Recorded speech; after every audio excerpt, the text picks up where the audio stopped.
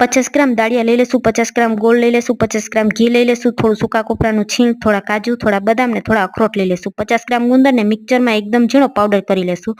ત્યારબાદ કાજુ બદામ ને અખરોટનો અધકચરો ભૂકો કરી લેશું. દાળિયાના ફોતરા કાઢી તેનો એકદમ ઝીણો પાવડર કરી લેશું. એક પેનમાં ઘી ગરમ કરી અને દાળિયાના લોટને શેકી લેશું. એકદમ સરસ દાળિયાનો લોટ બદામી કલર જેવો થઈ જાય ત્યાં સુધી શેકી લેવાનો. લોટમાંથી ઘી છૂટું પડવા લાગે ત્યારબાદ દળીને રાખેલો ગુંદર, કાજુ બદામનો ભૂકો અને સૂકા કોપરાનું છીણ એડ કરી બધું મિક્સ કરી અને એક પ્લેટમાં કાઢી લેશું. એક પેનમાં 1 ચમચી ઘી ગરમ કરીશું, તેમાં ગોળ ઉમેરી દેશું. ગોળ ઓગળી જાય અને આ રીતે એક ઉભરો આવે એટલે શેકીને રાખેલો દાળિયાનો ભૂકો તેમાં ઉમેરી દેશું. ગોળનું પાણી બળી જાય ત્યાં સુધી થવા દેશું.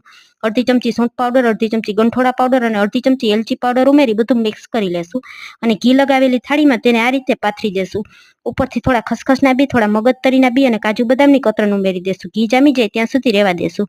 મોઢામાં મૂકતા જ ઓગળી જાય તેવો દાળિયા પાક તૈયાર છે.